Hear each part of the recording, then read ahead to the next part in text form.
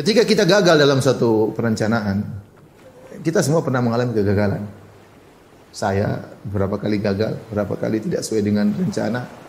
Tapi ketika saya mengalami kegagalan atau kita mengalami kegagalan, anggaplah itu sebagai pengalaman untuk meraih kesuksesan yang lain. Dan yakinlah bahwasanya Allah punya rencana lain yang lebih baik daripada ini. Ya. Lebih baik daripada ini. Dan itu banyak kita rasakan ya. Saya punya planning tertentu. Saya sudah berusaha setahun penuh, ternyata gagal. Kemudian Allah bukakan bagi saya sesuatu yang lain. Kemudian ketika saya jalani, saya merasa nyaman, tenteram, saya merasa lebih produktif misalnya ya. Baru saya pikir, ternyata yang dulu itu seandainya saya paksakan, saya mungkin tidak seperti sekarang.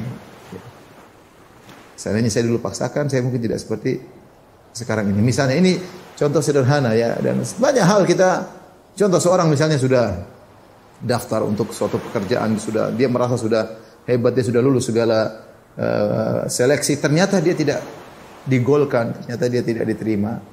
Ya mungkin dia kecewa, tapi dia harus pasang dirinya bahwasanya kebahagiaan saya bukan di sini. Kalau ini baik, Allah akan mudahkan saya karena semua usaha sudah saya lakukan, saya sudah berdoa. Ternyata Allah tidak membuat saya terima di sini.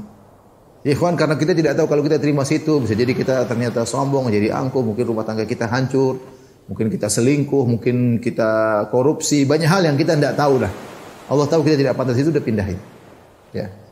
Dengan begitu kita akan bisa menjalani kehidupan dengan enjoy, bahwasanya saya sudah berusaha. Ya, ternyata Allah tidak mengizinkan, ya berarti ada sesuatu yang lain, yang ada mudarat yang saya tidak tahu di situ, yang Allah ingin palingkan saya dari mudarat tersebut, atau Allah ingin memberikan saya kebahagiaan yang lain. Gampangnya Allah kasih saya gawean yang lain ya, sehingga saya bisa lebih produktif di situ misalnya. Ya. Jadi jangan berarti kalau kita gagal kemudian kayaknya hancur kehidupan kita, kayaknya sia-sia kehidupan kita. Enggak ada yang sia-sia. Kalau Anda melakukan semua karena Allah, meskipun gagal berpahala. Yang penting karena Allah Subhanahu wa taala.